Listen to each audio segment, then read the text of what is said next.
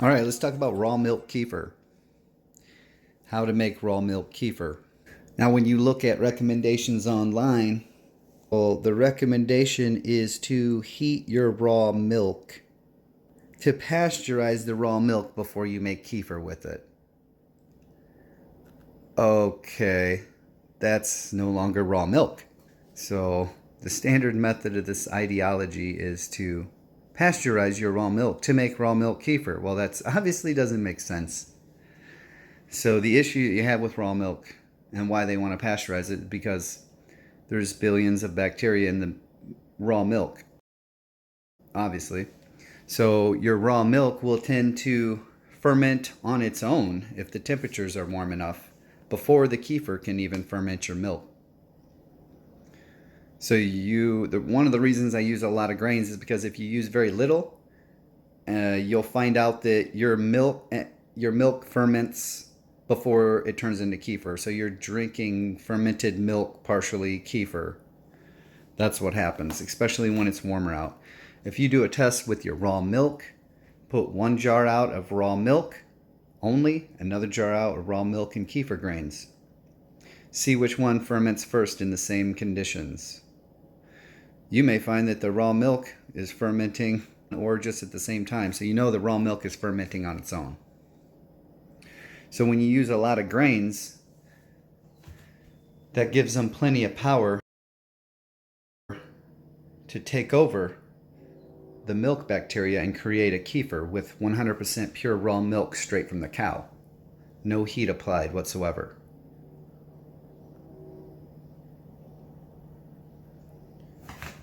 So a lot of people that are using very few kefir grains are ending up with fermented raw milk. Depending on your farm, the taste of that fermented raw milk is going to vary greatly. The conditions on the farm, the farming practices, the milking practices, all of that goes into the cleanliness of the equipment they use for milking. All that goes into how the milk is going to taste when it ferments. If you have a really clean farm and everything is pristine and that you're getting milk like God intended it from the land of milk and honey, it's amazingly pure and it ferments into a curd and whey that has basically no sour taste. That's what I find.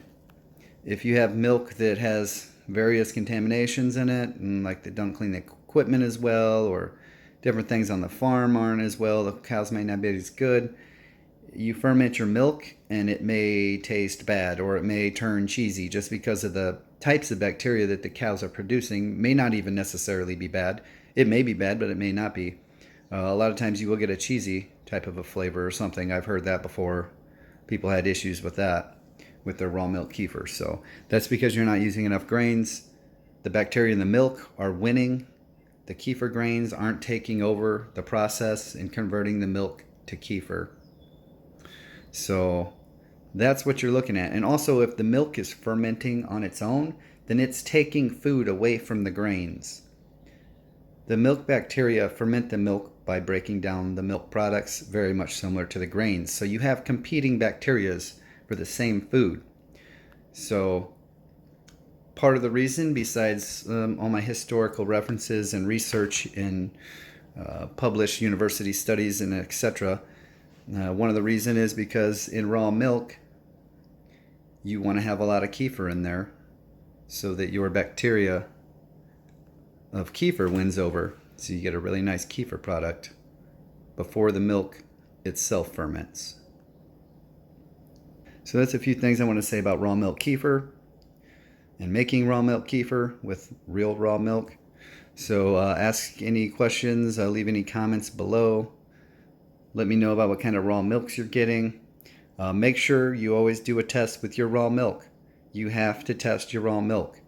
Leave a jar out of just raw milk on a counter. Usually with raw milk, you want a warmer condition for the bacteria to take out properly. High 60s. Like in the high 70s to 90s is good. Colder temperatures, different bacteria in the milk will take over. They're not the ones that usually taste as good. So, but anyways, leave it out on the counter with your kefir and see how it ferments by itself.